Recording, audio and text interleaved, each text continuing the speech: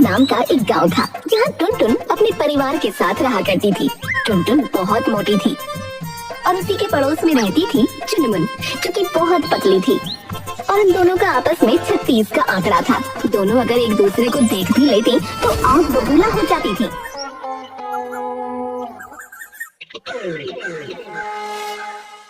गजब का है दिन देखो जरा, ये दीवानापन सोचो जरा। वाह क्या मौसम है आज, बाहर जाकर देखती हूँ। टुनटुन गाना गुनगुनाते हुए बाहर पहुंची, लेकिन घर से बाहर कदम रखते ही उसका मूड खराब हो गया, क्योंकि सामने ही बहुत सारा कूड़ा पड़ा हुआ था। छी छी छी, कितनी गंदी बदबू आ रही है। ये कूड़ा यहाँ किसने फैलाया? मेरा अच्छा खासा दिन बर्बाद कर दिया। तभी उसकी नजर पड़ोस में अपने दरवाजे पर खड़ी चुनमुन पर पड़ी। चोरी ये तूने ही किया है ना? किस जन्म का बदला ले रही है तू मुझसे? बुढ़ापे में सठिया गई है क्या? मैंने क्या किया है? मुझसे क्या बोल रही है? सुबह सुबह अपना मुंह मत दिखाया कर, पूरा दिन खराब हो जाता है। दिन तो तूने मेरा खराब किया है, कूड़ा मेरे दरवाजे पर फेंक कर। जैसी तेरी शक्ल वैसी तेरी अकल। ये हरकतें हैं तेरी। ये कूड़ा यहाँ से फटाफट समेट ले, वरना क्या कर लेगी तू? पहली बात, ये कूड़ा मैंने नहीं फेंका, और अगर फेंका भी होता तो तेरे इस तरह बात करने के बाद तो कभी ना उठाती। तू बहुत बड़ी वाली है, ये तो मुझे पता था, पर अब झूठी भी हो गई है। ये नहीं पता था। सफेद झूठ बोल रही है कि तूने ये कूड़ा ना फेंका, और कौन ये हरकत करेगा? हाँ। तब एक औरत अपने बच्चे का कान पकड़कर लेकर आई। अरे अम्मा मुझे माफ कर दो, ये मेरे बच्चे से मैंने कहा था कूड़ा फेंक कर आने को, इस पगले ने यहाँ फेंक दिया। मैं अभी समेट देती हूँ। सुन लिया मोटी, अगर जरा सी अपनी मोटी बुद्धि का इस्तेमाल करती तो इतनी बकवास न करती। अरे जा जा, माचिस की तीली से भी पतली औरत, जा अंदर जाके बैठ, हवा तेज चल रही है, कहीं उड़ ना जाए तू।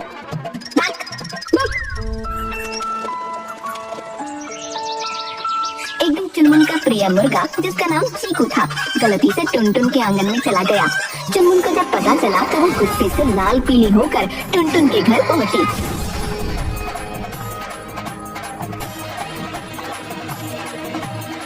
टुनटुन, मेरा चीकू कहाँ है? कौन चीकू? चीकू वो जो तेरे सिर पर मंडराता है? नाटक मत बना, मेरा मुर्गा इधर आया था, जल्दी लौटा दे, नहीं तो मुझे पुलिस बुलानी पड़ेगी। अरे तेरे उस मरियल मुर्गे को मैं क्यों छूंगी? वो टहल रहा था आंगन में, जा ले जा, पर अगर दोबारा आया तो पकाकर खा जाऊंगी। हाँ, तू मेरे मुर्गे को हाथ भी नहीं लगा सकती, मैं तेरा हाथ ना तोड़ दूंगी।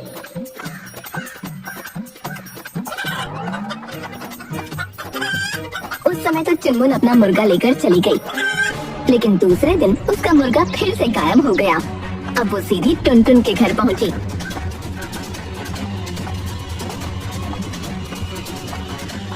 मेरा मुर्गा फिर से गायब है, सच सच बता दे, कहाँ छिपाया तूने? कहीं तूने उसे पका तो नहीं दिया? अरे वाह, क्या सोच है रे तेरी, लेकिन ये पकोड़े हैं, मुर्गा नहीं। झूठी, मुर्गा चुरा कर ऐसे मासूम बन रही है। अरे तू खा के देख, पकोड़े ही है। अगर तेरे मुर्गे जैसा स्वाद आया तो तू मुझे जेल भिजवा देना, और नहीं आया तो मैं तुझे जेल भिजवा दूंगी, ठीक? तभी दोनों की बहुएं रीना और प्रिया वहाँ आ गईं। अरे माँ जी, आप यहाँ लड़ने क्यों आ गई? ये मोटी मेरा मुर्गा मारकर खा रही है। नहीं नहीं, मेरी सास ऐसा नहीं कर सकती। अरे तो पागल है। माँ जी, आपका मुर्गा पीछे वाले खेत में टहल रहा है। चुनमुन, तेरे मुर्गे को शायद मैं माफ कर दूं, लेकिन अगर तू दोबारा मेरे घर में आई तो तुझे पकाकर खा जाऊंगी मैं। चल भाग यहाँ से। रीना चुनमुन को लेकर अपने घर आ गई।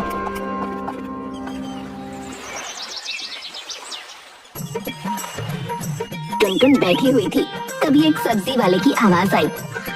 आलू ले लिया, मूली ले लिया, गोभी ले लिया।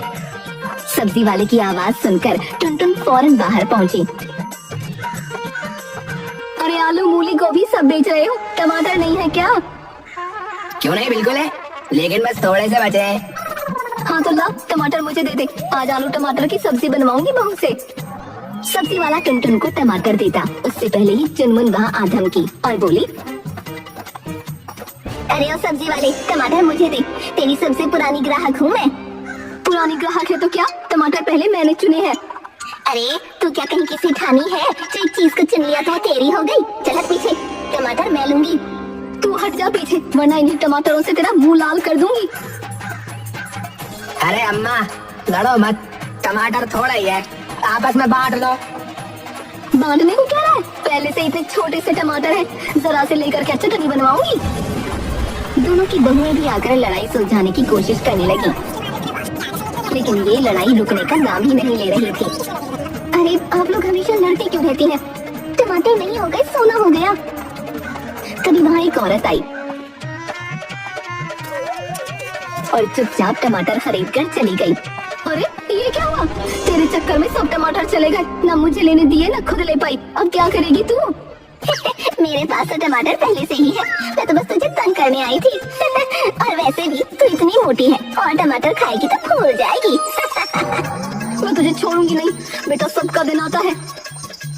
टुनटुन गुस्से से पैर पटकती हुई घर चली गई और चुनमुन अपनी जीत का जश्न मनाते हुए अपने घर चली गई।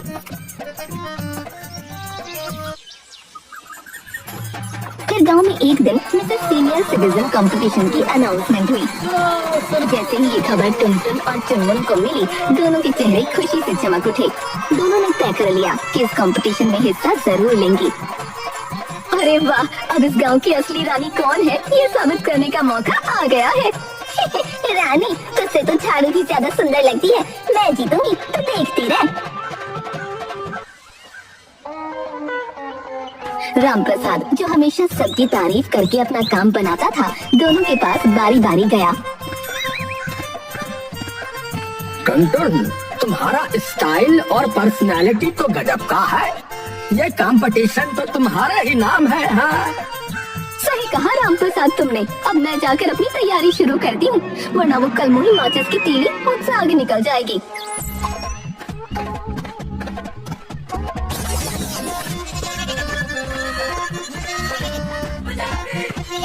चुनमुन, तुम्हारी चाल ढाल तो मॉडल जैसी है भाई, बाकी तुम्हारे सामने बच्चे लगते हैं।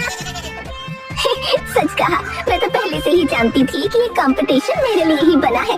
वो मोटी भैंस पता नहीं इस कंपटीशन में क्यों आई है। चलो खैर अच्छी बात है, सबका एंटरटेनमेंट हो जाएगा। दोनों अपने अपने घर जाकर तैयारी में जुट गयी।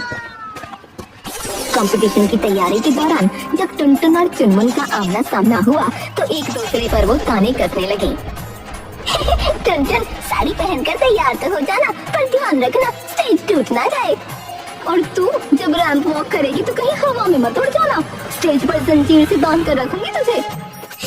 तो स्टेज तक पहुंच भी पाएगी या कुर्सी पर चढ़ने के लिए सीढ़ी लगानी पड़ेगी? बस अब ये कंपटीशन ही बताएगा कि असली महारानी कौन है। दोनों के बीच लड़ाई का मजाक पूरा गांव देखने लगा। गांव वालों को अब इस कंपटीशन का बेसब्री से इंतजार था। टुनटुन ने कंपटीशन की तैयारी के लिए एक प्रसिद्ध ट्रेनर को बुलाया। ट्रेनर जैसे ही पहुंचा, पता चला कि चुनमुन ने भी उसी को बुलाया था। आइए ट्रेनर साहब। अरे ट्रेनर साहब आइए, मैंने बुलाया था आपको। चुप कर सुकड़ी कहीं के, मैंने बुलाया है। आइए ट्रेनर साहब। ओए मोटी, तू कुछ भी कर ले, तेरी चमड़ी पर कोई फर्क ना पड़े, मुझे ट्रेनिंग करने दे। अरे ये तो मेरे घर आया है, पहले मुझे सिखाएगा। क्या बकवास है, मैंने इसे पहले बुलाया था, ये पहले मेरे घर आएगा। अम्मा, आप दोनों झगड़ना बंद करो, मैं खुद ही चला जाता हूँ। ट्रेनर वहाँ से भाग खड़ा हुआ। वैसे भी तू कितनी भी ट्रेनिंग कर ले, रहेगी सड़ी हुई। हाँ और तू कितनी भी डाइटिंग कर ले, मोटी तो रहेगी ही। देख लेना, जीतूंगी मैं ही। सपने देख ले, जब मैं जीतूंगी तो तू अपने बाल नोचेगी। गांव वाले उनकी लड़ाइयाँ देख देख कर पक चुके थे। उन लोगों ने दोनों की बहुओं से पूछा कि दोनों इतना क्यों लड़ती हैं? अरे बहू, ये टुनटुन और चुनमुन हमेशा क्यों लड़ती रहती हैं? अरे पहले ये दोनों सबसे अच्छी दोस्त थी।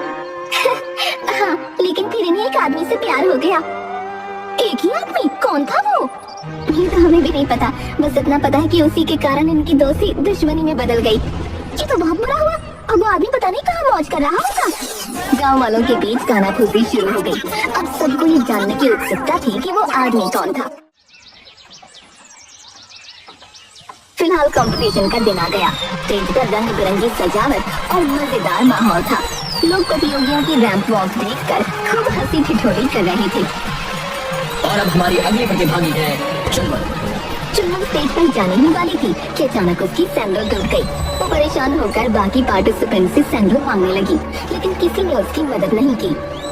अरे बहन, अपनी चप्पल दे दे, मेरी रैंप वॉक खराब हो जाएगी। नहीं दे सकती, मेरी खुद की जरूरत है, तुम तोड़ दोगी। अरे तो बिना सैंडल के चली जा चुनमुन, वैसे भी तेरे जैसी शक्ल है तो जीतने तो वाली नहीं है। चुनमुन रोने लगी। तभी टुनटुन उसके पास आई। और अब हमारी अगली प्रतिभागी है चुनमुन। ले चुनमुन, मेरी चप्पल पहन ले। तो मुझे चप्पल दे रही है अपनी? हाँ, अब एक भिखमंगी की मदद मेरी जैसी दयालु औरत ना करेगी तो कौन करेगा? उस समय चुनमुन के पास जवाब देने का समय नहीं था। वो फौरन सैंडल पहनकर रैंप वॉक करने चली गई। चुनमुन ने आत्मविश्वास के साथ रैंप वॉक की। इसके बाद टुनटुन ने भी अपनी बारी पर शानदार प्रदर्शन किया। आखिर में एंकर ने कंपटीशन का रिजल्ट अनाउंस किया। और हमारी मिसेस सीनियर सिटीजन है हमारी मिसेस सीनियर सिटीजन है चुनमुन। चुनमुन अपना नाम सुनकर खुशी से रोने लगी। पूरा गांव तालियों से गूंज उठा।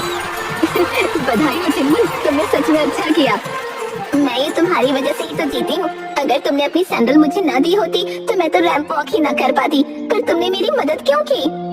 क्योंकि कभी तो मेरी दोस्त थी और आज भी कहीं ना कहीं मैं तुझे अपनी दोस्त मानती हूँ। सच में लीला, तुम मुझे दोस्त मानती हो, इसलिए तुमने ये किया। हारने का थोड़ा बुरा तो लग रहा है, लेकिन कोई बात नहीं। कभी कभी इंसान को अपनी नफरत और दुश्मनी एक तरफ रखकर कुछ ऐसे काम करने चाहिए जिससे वो कम से कम अपने आप से नजर तो मिला पाए। ये सुनकर सबने खूब तालियां बजाई और टुनटुन की भरपूर तारीफ करी।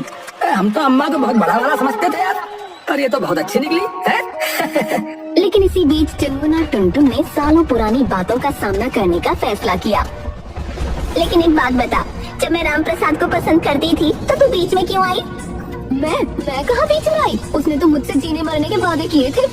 क्या तुझसे भी? जीने मरने के वादे तो उसने मुझसे भी किए थे।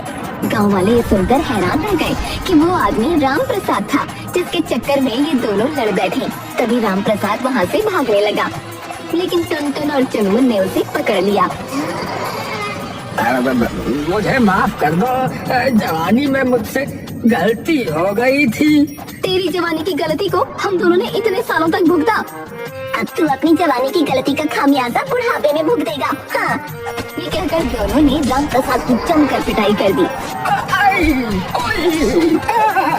गांव वाले ये दृश्य देखकर खूब हंसे।